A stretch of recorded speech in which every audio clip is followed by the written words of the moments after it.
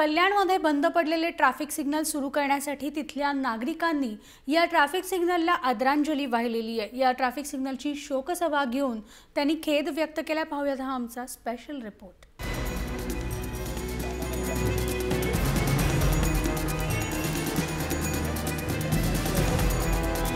ही आहे कल्याणमधली सिग्नलची शोकसभा।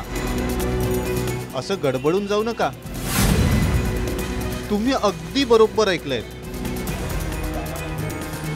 कल्याण डोंबिवली महापालिकेने वाहतूक व्यवस्था सुरळीत व्हावी म्हणून आतापर्यंत कोट्यवधींचा खर्च केलाय, मात्र सिग्नलची अवस्था जैसे थेच आहे।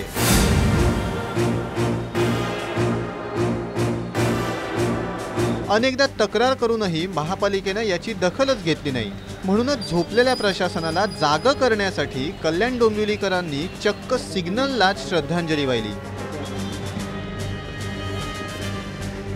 15 वर्ष झाले आपण 55 लाख रुपये खर्च करून हे जे ट्रॅफिक सिग्नल उभारलेले आहे, तर हे आपण का बंद ठेवले? गेल्या वेळेस पण आम्ही 1-2-3 वर्षापूर्वी बाबा हे ट्रॅफिक सिग्नल पुजायला लावले, तर आम्ही नागरिक पुजायला तरी सुरुवात करतो म्हणून आम्ही ढोल ताशांच्या गजरामध्ये हे पुजायला सुरुवात केली, तरीही प्रशासनाला जाग आली नाही। थोडे आठवडाभर त्यांनी तर चालू केले आणि मग परत बंद झाले।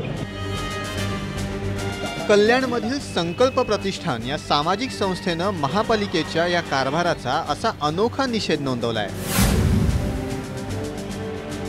महापालिकेनं अकार्यक्षमतेचे सर्व सिग्नल तोडलेत म्हणून कारभार सुधारण्यासाठी सामूहिक प्रार्थनाही करण्यात आली। संघर्ष गांगुर्डे, जय महाराष्ट्र, कल्याण।